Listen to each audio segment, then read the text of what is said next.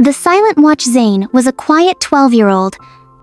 Boy, a dreamer who noticed the little things others often overlooked. While his classmates played soccer or video games, Zain preferred wandering his grandfather's old attic, discovering treasures hidden in dusty boxes and forgotten trunks. He found peculiar keys that didn't seem to fit any lock, old coins stamped with mysterious dates, and yellowed letters filled with stories of days long gone. He didn't mind being different, he actually liked it. His favorite place was the attic because it felt like a different world, a secret place full of history and mystery.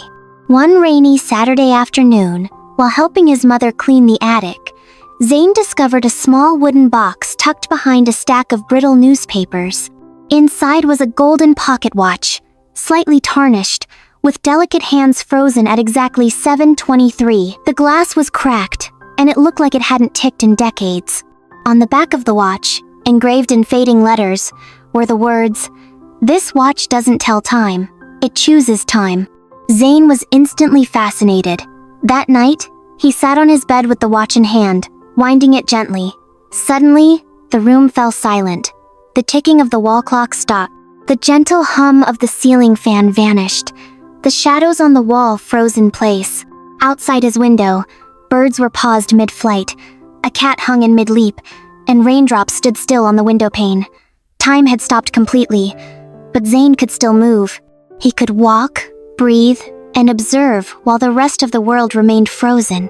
He tested it again the next morning. The same thing happened. For exactly 60 seconds, everything stopped except him. He called it his quiet minute, and he kept it a secret. Until one day, he told Laiba, his best friend. She was a bright, imaginative girl who loved puzzles and strange stories. When Zain told her about the watch, she didn't laugh or doubt him. She believed every word and was thrilled by the possibilities. Together, they used the quiet minute to do small acts of kindness. They could have used it for mischief or fun, but something inside them told them this power was special. So they used it down every kind act they performed in a little red notebook. They called it their book of minutes. They even gave each other badges for creativity, like the Invisible Helper Badge or the Secret Smile Award. Their quiet work inspired more than just kindness. It started a silent movement. Students began helping each other more. Teachers found surprise notes on their desks, and even the grumpy bus driver started smiling a bit more each day. But as the seasons changed, the watch began to change too. It became harder to wind. Sometimes it glowed less brightly or buzzed faintly. One evening, when Zain tried to use it, it didn't work at all. He tried again the next day, and it ticked one last time. The magic was growing weaker. They decided to save its power for only the most important moments. Then they met Sami. He was a quiet boy, who spent most of his time in a hospital where Zain's mother worked. His body was weak, but his mind was full of dreams. Sami said softly, "I just wish I could see the world really moving." Laiba knew what they had to do. That night, they brought Sami the watch. Gently, they wound it and placed it in his hands.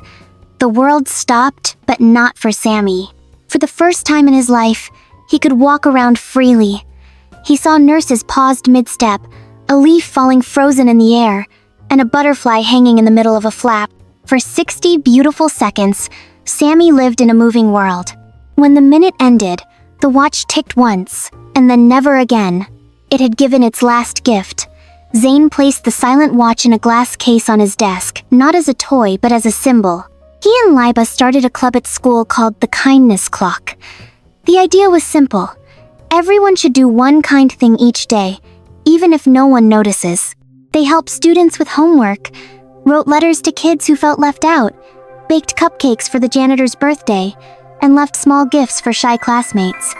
The story of the silent watch became a legend in their school not because of magic, but because of what it inspired. It taught them that you don't need to stop time to make a difference. You just need to use the time you already have with heart.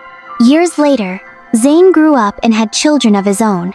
He would take them up to the attic and open the glass box where the watch rested. He'd say, "This watch once froze the world. But the real magic is what you do while time is still moving. One kind act at a time."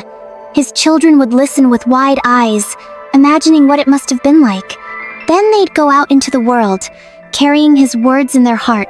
And sometimes, just sometimes, they would find a note slipped into their backpack, or a kind word written in chalk on the sidewalk, and they'd smile, knowing the spirit of the silent watch still ticked on, in kindness shared, one moment at a time. Subscribe my channel, and comment below your ideas about story.